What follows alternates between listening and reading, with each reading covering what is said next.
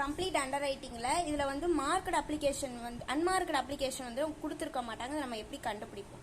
ABC limited incorporated on 1st January 2020 issued வந்து அவங்களுக்கு வந்து 6 lakh rupees வந்து இஷ்யூ பண்ணியிருக்காங்க. அவங்களோட ஃபேஸ் வேல்யூ 10.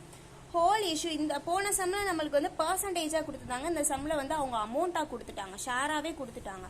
இதில் வந்து நம்மளுக்கு எவ்வளோ ரிசீவ் ஆகிருக்குன்னா 6,50,000. அவங்க வந்து இஷ்யூ பண்ணது 6 lakh தான் கொடுத்துருக்காங்க.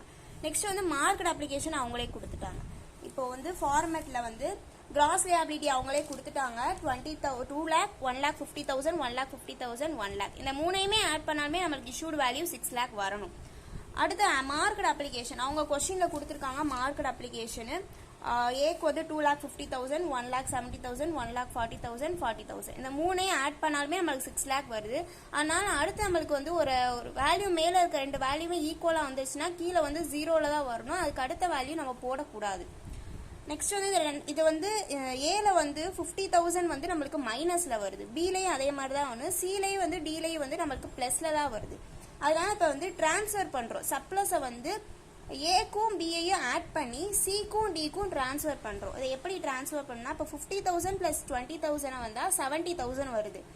இப்போ வந்து சிக்கும் டிக்கும் ரேஷியோ கண்டுபிடிச்சோம்னா 0, 0, 4 zeros கேன்சல் பண்ணிட்டு இது வந்து 5 table 3 2s are 15, 5 2s are 10. அப்போனா 3:2.